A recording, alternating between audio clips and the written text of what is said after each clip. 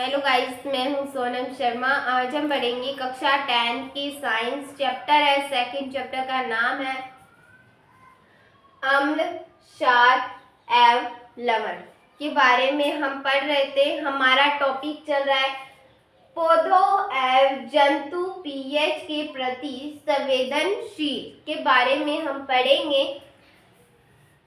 सभी पादप और जंतु एक निश्चित पीएच परास पर जीवित रहते हैं। हम देखें कि पशु, पक्षी, पादप, मनुष्य ये कौन से परास पर जीवित रहते हैं? एक निश्चित पीएच परास पर क्या रहते हैं? ये जीवित रहते हैं। आगे है, जैसे कि हम एग्जाम्पल लें कि मनुष्य का शरीर 1 से 7.4 पीएच परास पर कार्य करता है। कि मनुष्य का शरीर कैसे कार्य करता है, कितने पीएच पर कार्य करता है? 1 से 7.4 पीएच परास पर कार्य करता है। इससे कम या ज्यादा पीएच होने पर मनुष्य जीवित नहीं रह सकता। अगर मनुष्य का परास कितना है, मनुष्य का पीएच परास कितना है? 1 से 7.4 मनुष्य का परास है। अगर इस पीएच परास में क्या हो जाए, कमी हो जाए, या इस पीएच परास क्या हो जाए, ज्यादा हो जाए, जिसकी वजह से क्या हो जाए, जीवन खत्म हो जाएगा, मनुष्य जीवित नहीं रह सकता। आगे है, वर्षा के जल में अम्ल मिलने पर उसे अम्लीय वर्षा कहते हैं। अब हम बात करें कि अम्लीय वर्षा क्या होती है। अम्लीय वर्षा उसे कहते हैं हमारे वायु, जो हमारे आसपास की जो वायु है, औद्योगिक कारखानों से जो धुआं निकलता है, कार्बन डाइऑक्साइड, नाइट्रोजन की ऑक्साइड, जो इन सभी के ऑक्साइड से अम्लीय जो अम्ल बनता है, अम्ल किसके साथ क्रिया करता है? वाष्प के साथ क्रिया करके क्या बनाता है? अम्लीय वर्षा। तो अम्लीय वर्षा इसे कहते हैं। वर्षा के जल में अम्ल मिलने पर उसे अम्लीय वर्षा कहते हैं। इसकी पीएच 5.6 से भी कम रहती है। किसकी पीएच 5.6 से कम रहती है? अम्लीय वर्षा की 5.6 पीएच से भी कम रहती है। जब अम्लीय वर्षा का जल जलाशय में मिलता है, जब अम्लीय वर्षा का जल किस में मिले? जलाशय, झील, तालाब, इन सभी में मिलता है, सागरों में मिलता है, तो क्या होता है?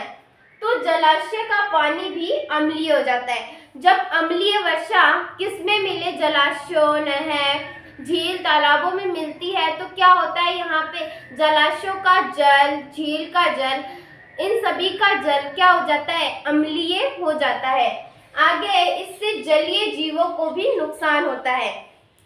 जिस जल में, इन जलाशयों में, झीलों में जो जीव रहते हैं, उन्हें भी क्या होता है? इन अम्लीय वर्षा के कारण उन्हें भी नुकसान पहुंचता है।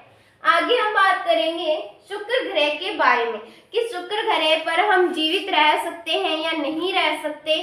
कि शुक्र ग्रह सल्फ्यूरिक अम्ल के श्वेत व पीले रंग के बादल पाए जाते हैं। कि शुक्र ग्रह पर कौन से कलर के बादल पाए जाते हैं? सफेद व पीले कलर के बादल पाए जाते हैं। अब हम बात करें कि शुक्र ग्रह पर कौन सी वर्षा होती है, तो सल्फ्यूरिक अम्ल की वर्षा होती है। जब शुक्र ग्रह पर वर्षा होती है तो वो कौन सी वर्षा होती है? अम्लीय वर्षा होती है। आगे है, अतः वहां के वातावरण में अत्यधिक अम्लीयता के कारण जीवन संभव नहीं है। वहां के शुक्र ग्रह के वातावरण में कौन सी बरसात होती है? अम्लीय वर्षा होती है, जिसके कारण मनुष्य का जीवन वहां पे संभव नहीं है, या जीवन वहां पे व्याप्त नहीं हो सकता। आगे हम बात करेंगे हमारे पाचन तंत्र पीएच। हमारे आमाशय में हाइड्रोक्लोरिक अम्ल के कारण भोजन को अम्लीय माध्यम प्रदान करता है। बात की जाए कि हमारे पाचन तंत्र में पीएच के बारे में, जो हमारा आमाशय होता है, इसमें क्या हाइड्रोक्लोरिक अम्ल के कारण हाइड्रोक्लोरिक अम्ल इसमें क्या बनती है, ज्यादा बनने लगती है या ज्यादा बनती है, जिससे भोजन को जब कभी उपज की समस्या अधिक होने पर हाइड्रोक्लोरिक अधिक मात्रा में बनता है, हाइड्रोक्लोरिक अम्ल अधिक मात्रा में बनता है। हम बात करें कि हाइड्रोक्लोरिक जब हमारे आमाशय में हाइड्रोक्लोरिक अम्ल बनता है, जिससे ही हमारे भोजन का क्या होता है, पाचन होता है।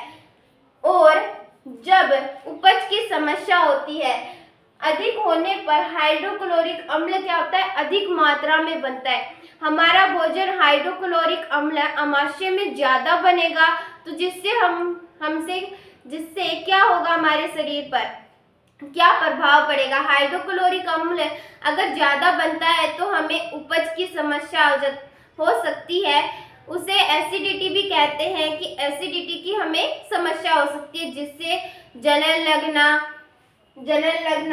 दर्द होना, ऐसे हमें अनुभव होते हैं। आगे हम बात करें, इसके कारण दर्द व जलन का अनुभव होता है। इस एसिडिटी के कारण क्या होता है कि दर्द व जलन का हमें अनुभव होता है। इसके उपचार के लिए हम हाइड्रोक्लोरिक अम्ल अधिक मात्रा में ले लेते हैं, हमारा भोजन का जो पाचन नहीं होता।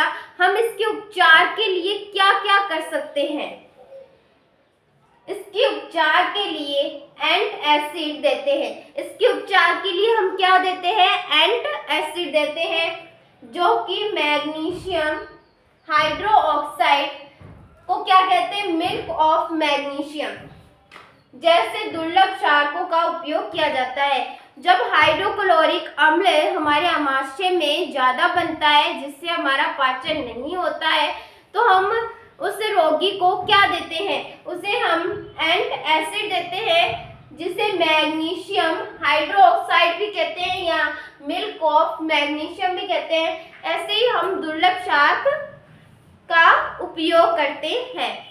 आई होप आपको मेरी वीडियो अच्छी लगी होगी। मेरी वीडियो को लाइक एंड सब्सक्राइब कीजिए। मिलते हैं नेक्स्ट वीडियो में।